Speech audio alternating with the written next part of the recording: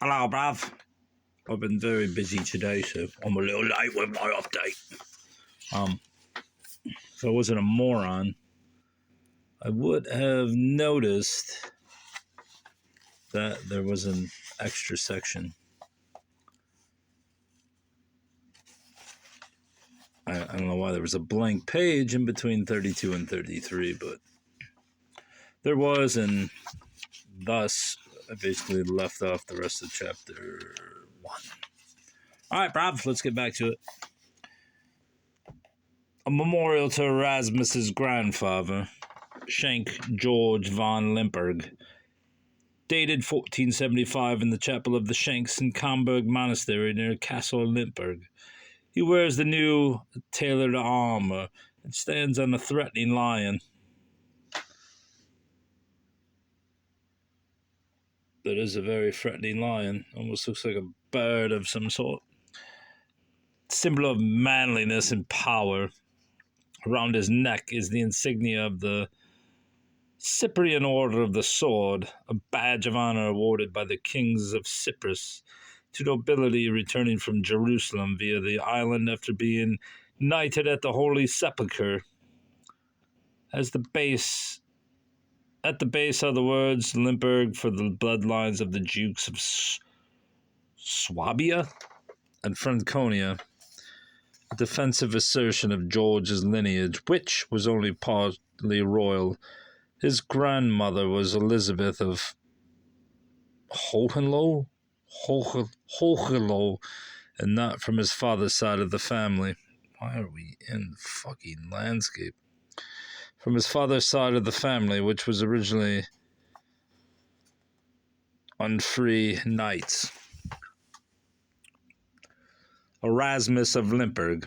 Erasmus is known in history books as a champion of the Protestant Reformation in all, and through his son, the future Schenk of Limburg, Sondheim, Friedrich VII, 1536 to 1596. As the progenitor of modern dynasties, including that of Queen Victoria of England. Within the context of the Büchler drama, however, Erasmus may more appropriately be remembered as one of Germany's great cads. That is not to say that he did not play a role in the Reformation, which, with the Great Peasants' War of 1525, historically frames his affair with Anna Büchler. Erasmus assumed that role only reluctantly, however, and well after the Reformation had established itself in the region. On the other hand, his womanizing began early and, as we shall see, was always wholeheartedly pursued. Beginning in 1523, the people of all progressively embraced the new Lutheran faith, but ever so cautiously, as the city remained politically beholden to the new and very devout Catholic Emperor Charles V, 1590 to 1550. At the turn of the century, Hall's religious life was served by 12 churches and chapels with 24 benefices and active orders of Benedictine, Franciscan, and Johannite monks, 53 clergy in all, 32 priests and 21 religious. Serving a city of perhaps 5,000, the churches and cloisters of all were not in good repair, though, and corruption and concubinage were rife among the clergy. As in many other cities and towns on the eve of the Reform, popular religious culture in Hall remained lively and active, as both the spiritually secure and the spiritually anxious attempted to stifle any doubts they may have about traditional beliefs and practice by embracing all the more fervently the piety of their parents. Hall's churches were well attended, and most beggars belonged to a religious confraternity. St. Michael's Church displayed 73 relics, while 2 Marian churches in the area welcomed the pilgrims. Not sure what that was all about, but Chapter 2, The Affairs. Let's get into the juice, bruv. The depth and vitality of popular piety in and around the city is conveyed by a famous episode. Let's see how many pages this is. Not too many. 6.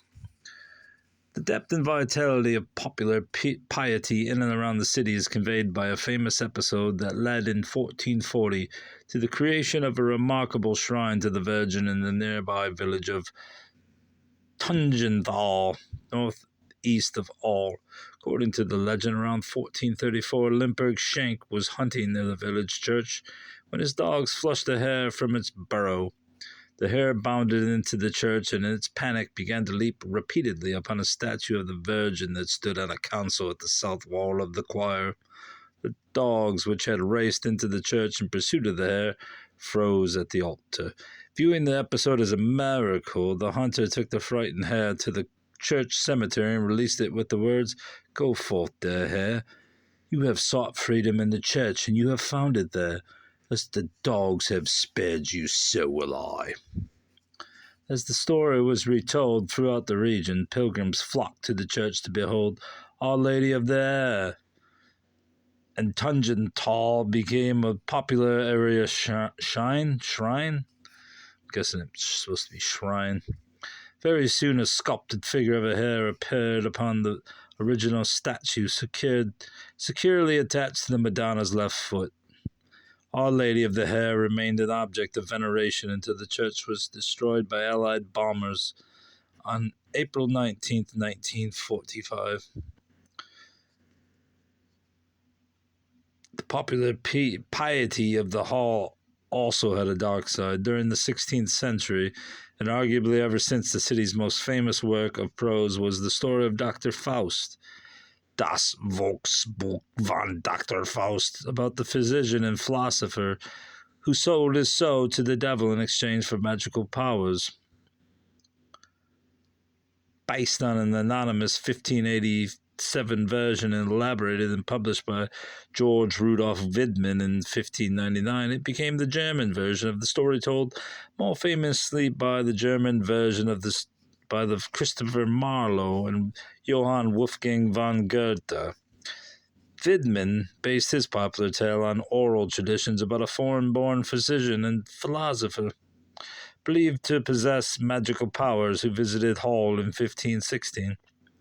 According to the legend, the famous doctor caroused with the gregarious salt makers, who made up the city's largest trade, boasting a third again as many members, 60, as the next largest trade, the shoemakers. These were the men who boiled the water from the salt spring in 111 cauldrons, each 5 meters long and over a meter wide, and on whose labors the city's prosperity depended. One of the stories told about Dr. Faust during his stay describes the day the salt makers challenged him to conjure, literally, shit, a devil. Literally shit, a devil. Oh, does that mean he defecated a devil? To conjure a devil, literally shit. I don't understand. Accepting the challenge, the famous doctor dropped his trousers. Yeah, he means to literally shit. You would have thought he would use more polite terms. This scholar sent a great fiery bolt into the Gauche River while the salt makers watched from a footbridge in disbelief. At the very spot where the flash entered the water, a coal-black man emerged and proceeded to attack the salt makers, who in their panic jumped from the bridge into the river. So closely associated with Hull is the Faust legend that a local establishment in the modern city has turned it to advantage by claiming to be the famous doctor's first stop during his visit to Hull, as reported in George Widman's 16th century chronicle. On the side of Shoebox restaurant near the town square are chiseled the words, "When Dr. Faust came one day to Hull, he went directly to Shoebox, where from dawn to dusk he drank many a strong drink with the honest salt makers, but no harm was done him there. The wine was pure, the hand sure, as the chronicle of Widman reports. It really is true and no fiction, so you people listen up, and like Faust drop by Shoebox." What a dumb epigram.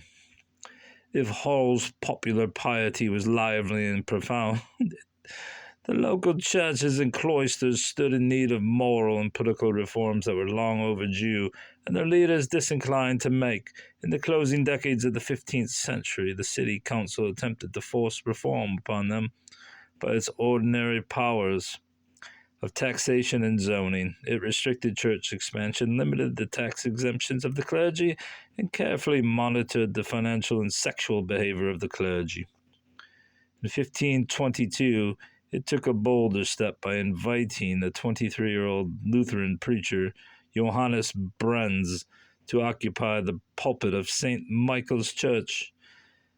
Recommended by a Haller, who was a fellow student with Brenz in Heidelberg, Brenz arrived in Hull for his interview in September, preaching on the 22nd, a sermon that greatly impressed the councilmen, an event that may be said to mark the start of the city's conversion to Protestantism. Although a realtor, the young preacher proved also to be politically astute and methodical in his work.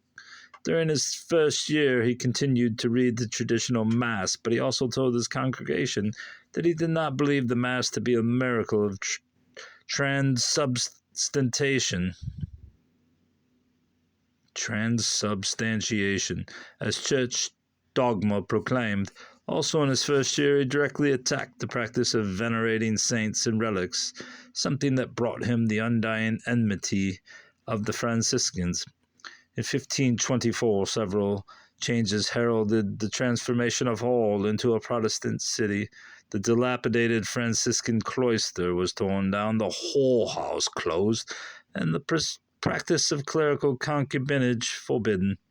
In 1525, the first evangelical mass with both bread and wine was publicly celebrated, effectively suppressing the traditional mass, which would, however, not be officially abolished until 2 years later. And then not in every church. In 1526, Brenz published an ambitious new church order, destined in the 1530s to shape the spiritual life of Protestants through Württemberg. With the publication of new school and welfare ordinances in the following year, the new discipline of the Protestant Reformation had indeed come to all. Brenz, however, was moving faster and farther than the Haller desired, and they called a halt when he proposed the creation of a clerical synodal court to discipline the laity. By that system, the moral failings of laity, after warnings from their pastors, would, upon the latter's recommendation, be punished by the excommunication and humiliation enforced by the magistrate. To the clerical mind, that was an admirable use of force in the service of the gospel, while to the laity it smacked of the old papal institutions the city had invited Brenz to reform. An old Haller may have spoken for the majority when he accused Brenz of utopianism as well. "You, sir, are up to something that won't work," he reportedly shouted at Brenz when the synodal ordinance was proposed in 1531. "You want to make the devil pious, but you can't do that. One cannot prevent all sins or offenses in the community," Brenz agreed in response, "but everything will be fine as long as one only punishes them." At the Imperial Diet of Augsburg in 1530, convened by the Emperor to address the Reformation's success in the Empire and, if possible, to reconcile the differences between Protestants and Catholics, Hull's delegation took its place with the other decidedly Protestant cities. None of the changes in the city's spiritual life, however, had come about easily, nor were they all, at this time, inflexible or even secure. Catholics remained in the city council and continued to oppose Brenz's reforms. Men like Volk von Rosdorf and Michael Seiboth, who would later testify at Anna's hearings. In 1529, Hull's delegation to the Diet of Speyer, where the name Protestant was coined, cooperated so eagerly with the papal side that Martin Luther lamented inaccurately, but with cause, Hull's falling away from the gospel. In that year, Hermann Buschler was one half of that wavering delegation. And despite the outlawing of the Mass in 1527, it continued to be celebrated with the Emperor's blessing at St. John's Church until 1534, drawing a sizable congregation from the old patrician families in and around the city, whose traditional faith remained unshaken throughout the religious revolt. In Limburg, the ascendance of the Reformation in Hull and the region was watched with ambivalence at best. For generations, the Shanks had been patrons of the old church, and their personal and political interests remained closely tied to its institutions.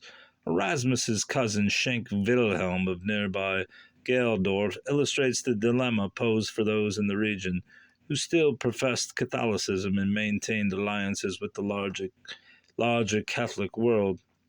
In 1544, Schenk Wilhelm joined area counts in embracing the Lutheran Augsburg Confession, 1530, an authoritative statement of Lutheran religious beliefs that had been placed before Emperor Charles V at the Diet of Augsburg and subsequently provided the basis for the Schmalkaldic League.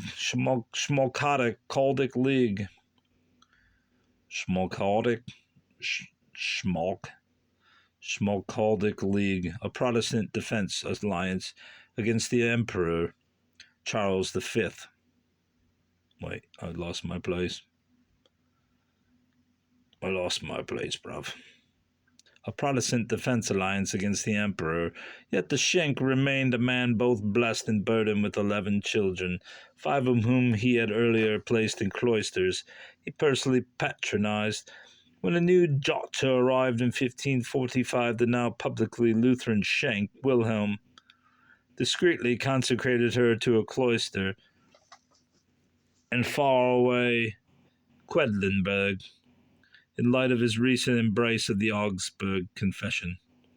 This may seem a more duplicitous act, but given the Schenk's needs and habits, it was, for the times, both logical and appropriate. For as long as one could remember, the Limburg Schenks had patronized the cathedral chapters of Würzburg and Bamberg. Erasmus's younger brother, Philip, was a canon in both places, as well as prior of the nearby Camberg Monastery. His uncle George was Bamberg's bishop. After his death in 1553, Erasmus joined his predecessors in Camberg's Chapel of the Schenks. A special burial room at the back of the church was striking statuary. By 1553, burial at the monastery had little confessional meaning. However, since this most Catholic of convents had by then also fallen to Protestantism, indeed, at the time of Erasmus's death, its ruling canon was living openly, as he would continue to do lifelong, in uncontested concubinage with the daughter of an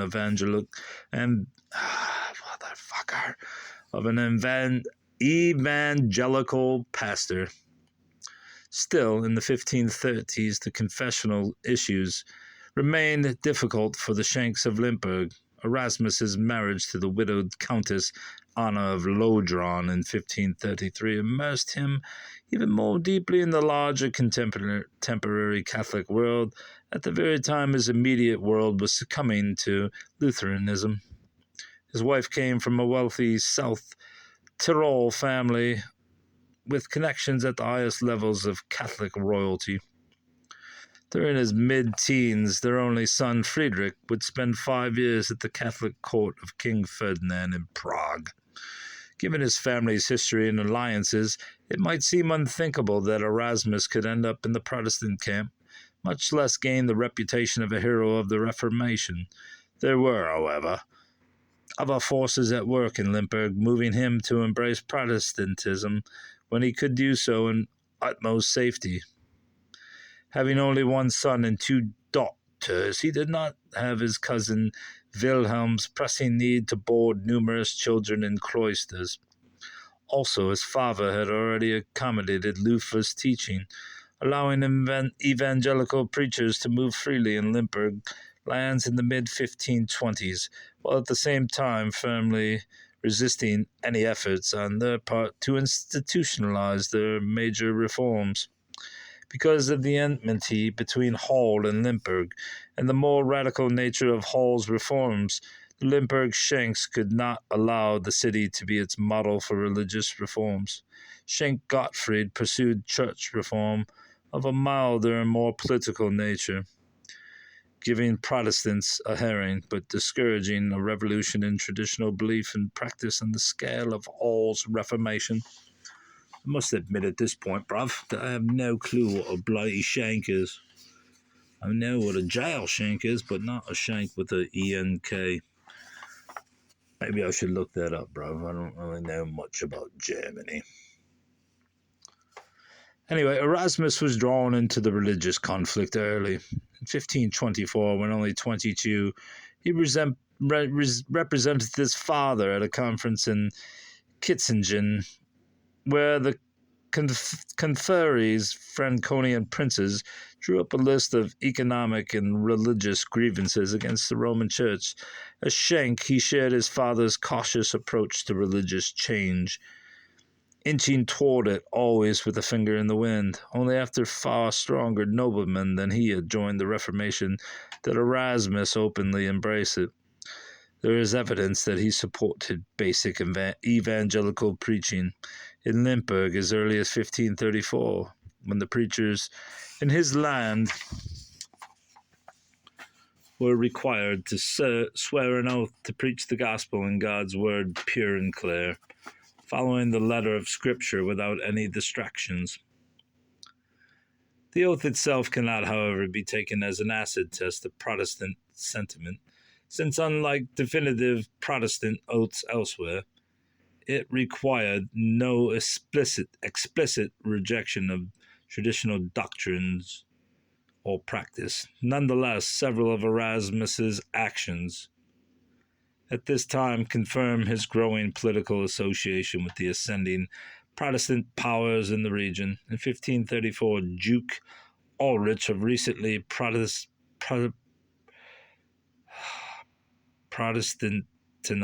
I can't say it. I can't fucking say it. I can't say it. Protestantized. That's it. Protestantized. Württemberg appointed him consul and sheriff. Oberwacht of Little Laufen, south of Hall on the Gauche, for a second time.